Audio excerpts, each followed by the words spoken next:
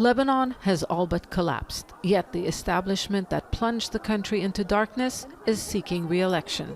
The nearly bankrupt state has been struggling to provide services. On election day, it was no different. And it's this status quo that many are hoping to change. 2022, we decide to change. So I vote for somebody not in the political, So hopefully it will change. But unseating the political class that has been governing this country for decades is not easy. Anti-establishment coalitions fielded many candidates, the so-called change forces. They are expected to win a few seats, but not to change the political landscape. I know it's a start for change. It's not the change yet.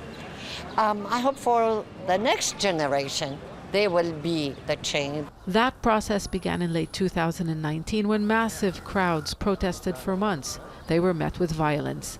Now many are too disillusioned to even try. The country has been for long years the same. Every 4 years there's elections, and we think always we can change, but we didn't change.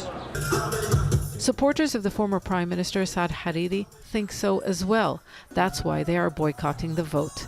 Hariri headed the Muslim Sunni community's largest bloc in parliament, but left politics earlier this year, blaming it on Iran's influence through its ally Hezbollah over the country.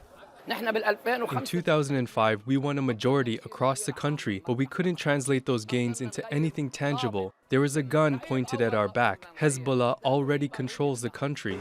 Hezbollah is an armed pro-Iranian party that, along with its allies, are in the majority in the outgoing parliament.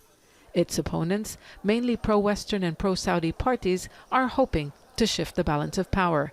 It's a traditional political divide that has led to bouts of sectarian violence in the past, and breaking through their grip on power has always been difficult. Anti-establishment candidates were already at a disadvantage before voting started.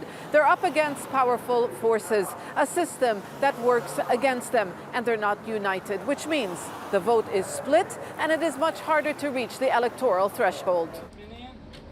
Votes are still being counted, but big changes are unlikely. The relatively low turnout is a sign that the election will only give what many have described a corrupt and dysfunctional system a new lease of life. Zeina, Khodr, Aljazeera, Beirut.